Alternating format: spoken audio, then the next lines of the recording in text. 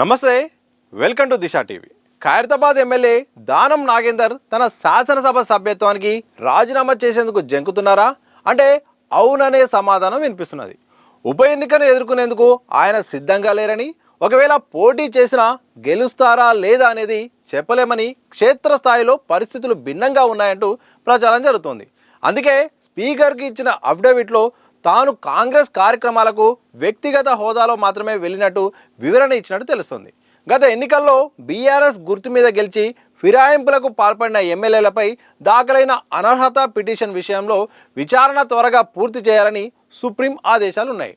దీంతో ఇప్పటి వరకు 8 మంది ఎమ్మెల్యేలపై నమోదైన అనర్హత పిటిషన్లను స్పీకర్ కొట్టేశారు. తాజాగా ఆయనకు స్పీకర్ నోటీస్ ఇవ్వడంతో దానం నాగేందర్ స్పందిస్తూ తాను బీఆర్ఎస్లోనే ఉన్నానని కొత్త దరఖాస్తు పెట్టడంతో ఆసక్తికరమైన చర్చ నెలకొన్నది. నెల రోజుల క్రితం తాను నియోజకవర్గంలో పర్యటిస్తున్న సమయంలో దానం నాగేందర్ తాను కాంగ్రెస్ ఎమ్మెల్యేనని, కాంగ్రెస్లోనే కొనసాగుతున్నానని ప్రకటించారు. కానీ ఇప్పుడు నేను బీఆర్ఎస్ పార్టీకి రాజీనామా చేయలేదు, నన్ను ఆ పార్టీ సస్పెండ్ చేయలేదు, కాంగ్రెస్ కార్యక్రమాలకు వ్యక్తిగత హోదాలో హాజరయ్యాను అనే కొత్త వాదనను తెర మీదికి తేవడం వెనుక కారణాలు ఏమై ఉంటాయి అనే చర్చ జరుగుతున్నది. ప్రస్తుత పరిస్థితుల్లో రాజీనామా నిర్ణయం సరైంది కాదని, వ్యక్తిగతంగా నియోజకవర్గంలో నెగిటివ్ పరిస్థితులు ఉన్నట్టు సన్నిహితులు హెచ్చరించడంతో ఆయన మనస్సు మార్చుకున్నట్టు తెలుస్తున్నది. ఒకవేళ బై ఎలక్షన్ వస్తే దానంకు టికెట్ ఇవ్వడం వల్ల ప్రయోజనం లేదని, ఆయన స్థానంలో మరో వ్యక్తిని బరిలోకి దింపాలనే ప్రతిపాదనలు సైతం కాంగ్రెస్ అధిష్టానం వద్దకు వెళ్ళినట్టు తెలిసింది. ఇదే సమయంలో తమకు టికెట్ ఇవ్వాలంటూ ఒకరిద్దరు స్థానిక నేతలు లాబింగ్ తీవ్రతరం చేసినట్టు సమాచారం. ఇలాంటి గందరగోళ పరిస్థితుల్లో రాజీనామా అంశాన్ని కొంతకాలం వాయిదా వేయాలని ఢిల్లీ పెద్దలు సూచించడంతో దానం స్పీకర్కి ఇచ్చిన అఫిడవిట్లో తాను ఇప్పటికీ బీఆర్ఎస్ ఎమ్మెల్యేననే సంకేతాలు సాంకేతికంగా తెర మీదకి తెచ్చినట్టయితే తెలిసింది. వాస్తవానికి 10 మంది ఎమ్మెల్యేలు ఇటు బీఆర్ఎస్ గుర్తుపై గెలిచి కాంగ్రెస్ పార్టీలో చేరారు. అందులో భాగంగా అత్యంత కీలకమైన విషయం ఏంటంటే, దానం నాగేందర్ విషయంలో ఎందుకింత చర్చ జరుగుతుందంటే, దానం నాగేందర్ ఇటు పార్టీలో కాంగ్రెస్ పార్టీలో కండువ కప్పున్నారు. సరే, కండువ కప్పున్నా టెక్నికల్గా ఎక్కడ కూడా దొరికే అవకాశం లేదు. కానీ శాసనసభ ఎన్నికల తర్వాత జరిగిన పార్లమెంట్ ఎన్నికల్లో ఆయన కాంగ్రెస్ పార్టీ బీఫామ్తో ఎన్నికల్లో సికింద్రాబాద్ అభ్యర్థిగా పోటీ చేశారు. ఇది సాంకేతికంగా ఇప్పుడు ఎదురవుతున్న పెద్ద సమస్య. మరోవైపు ఇక రాజీనామా చేస్తారు దానం నాగేందర్. జూబ్లీస్ బై ఎలక్షన్స్ ఫలితాల హవా కూడా తనకు అనుకూలంగా వచ్చే అవకాశం ఉంటుంది. తద్వారా ఉప ఎన్నికల్లో గెలవాలి, గెలిచిన తర్వాత ఇటు బీఆర్ఎస్ చేసిన వాదనకు ఫుల్ స్టాప్ పెట్టినట్టు ఉంటుంది. మరోవైపు అధికార పార్టీలో అధికారికంగా ఇక ఎమ్మెల్యే అని చెప్పుకునే అవకాశం ఉంటుంది. నగరానికి మంత్రి పదవి కావాలి, అది నేనే కావాలనే ఒక ఉద్దేశం కూడా ఉన్నట్టు కొంతకాలంగా కొనసాగింది.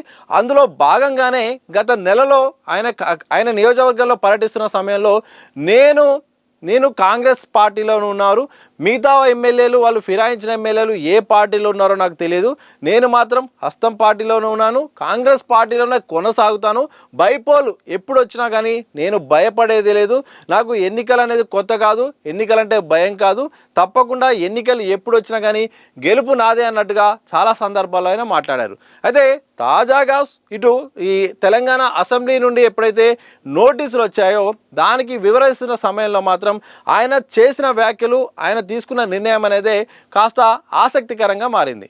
నేను ఇంకా బీఆర్ఎస్ పార్టీలోనే ఉన్నాను, బీఆర్ఎస్ పార్టీ నన్ను ఇంకా సస్పెండ్ చేయలేదు, ఇంకా ప్రాథమిక సభ్యత్వం అనేది కొనసాగుతుంది, నేను కాంగ్రెస్ పార్టీలో చేరలేదు, కానీ వ్యక్తిగత హోదాలో మాత్రమే ఆ యొక్క గాంధీ భవన్ కానీ కాంగ్రెస్ కార్యక్రమాల్లో కానీ పాల్గొన్నాను తప్ప మరే ఉద్దేశం లేదని చెప్పడం కూడా పెద్ద చర్చకు తావిస్తుంది. అంటే ఉప ఎన్నికకు ఎదుర్కోవడానికి ఆయన సిద్ధంగా లేరా?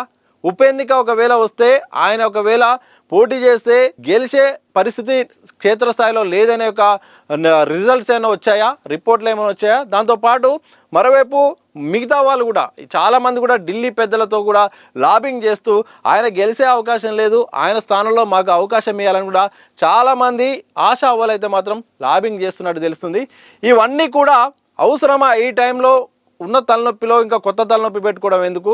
అదేదో టెక్నికల్గా నేను ఇంకా బీఆర్ఎస్ పార్టీలో ఉన్నానంటే మరి కాస్త ఆలస్యం అయ్యి ఈ విచారణ తీరు కొంచెం పెండింగ్లో పడితే ఆ తర్వాత పరిస్థితులను బట్టి నిర్ణయం తీసుకోవచ్చు అనే ఒక ఆలోచనకు వచ్చినట్టే తెలుస్తుంది. ఇప్పటికిప్పుడు ఈ కొద్దిసేపట్ల క్రితం కూడా ఆయన మాట్లాడుతూ కూడా నేను భయపడే వ్యక్తిని కాదు, ఎన్నికలంటే నాకు కొత్త కాదు, కానీ బీఆర్ఎస్ తీసుకునే నిర్ణయాన్ని బట్టి నా రియాక్షన్ ఉంటుందని కూడా చెప్పారు. అంటే బీఆర్ఎస్ యాక్షన్ బట్టి నా రియాక్షన్ ఉంటుంది. అలాగే మా లీగల్ టీం అయితే మాత్రం వాళ్ళ ప్రయత్నం వాళ్ళు చేస్తున్నారు. వాళ్ళైతే మాత్రం ఎలా స్పందించాలో నోటీసులు వచ్చింది వాస్తవమే.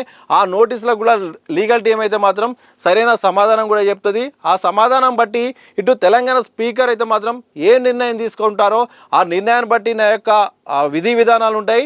ఆ నిర్ణయాన్ని బట్టి మరి బీఆర్ఎస్ పార్టీ వివరించే తీరుని బట్టి కూడా నా యొక్క వైఖరి ఉంటుందట్టు కూడా ఆయన చెప్పడం కూడా మరోసారి కాస్త ఎన్నికలకు కూడా సిద్ధమవుతున్నట్టు కూడా ఒక మాట అయితే చెప్పే ప్రయత్నం చేశారు. అంటే బైపోల్ విషయంలో మాత్రం కొంతకాలంగా చర్చ జరుగుతుంది. ఉన్న 10 మంది అంటే ఎవరైతే ఫిరాయించిన మంది సంబంధించిన ఎదుర్కొంటున్న వాళ్ళలో మాత్రం ఖైరతాబాద్కి మాత్రం ఖచ్చితంగా బైపోల్ వస్తుందని మాత్రం అందరూ మాట్లాడుకుంటున్నారు. ఆయన టెక్నికల్గా కూడా చాలా చక్కగా కాంగ్రెస్ బీఫామ్ మీద పార్లమెంట్ ఎన్నికల్లో సికింద్రాబాద్ స్థానం నుండి పోటీ చేసిన కారణంగా ఆయనకు ఇది యొక్క అవకాశం ఉంటుంది. ఆయన పైన మాత్రం చర్యలు తీసుకునే అవకాశం ఉంటుంది. ఒకవేళ సుప్రీంకోర్టు కూడా ఈ విషయంలో మాత్రం చాలా స్పష్టంగా అనుకూలంగా ఉండే అవకాశం ఉన్నట్టు ప్రచారం జరుగుతున్న సందర్భంలో మరి దానం నాగేందర్ మాత్రం బైపోల్కు భయపడుతున్నారా? ఇప్పట్లో బైపోల్ అవసరమా?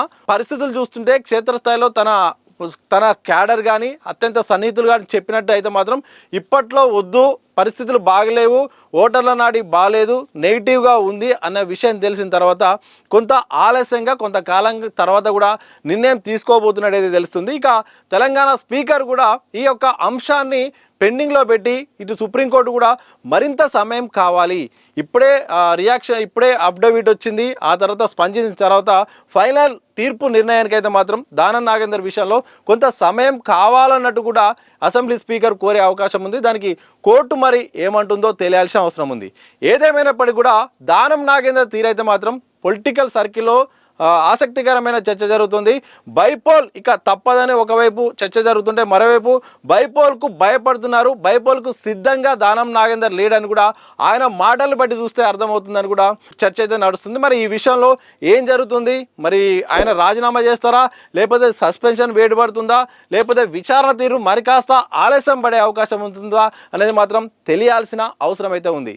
ఈ కంటెంట్ మీకు నచ్చినట్టయితే దిశ టీవీని లైక్ చేయండి, షేర్ చేయండి. అలాగే లేటెస్ట్ దిశ టీవీ అప్డేట్స్ కోసం సబ్స్క్రైబ్ చేయడం మర్చిపోవద్దు.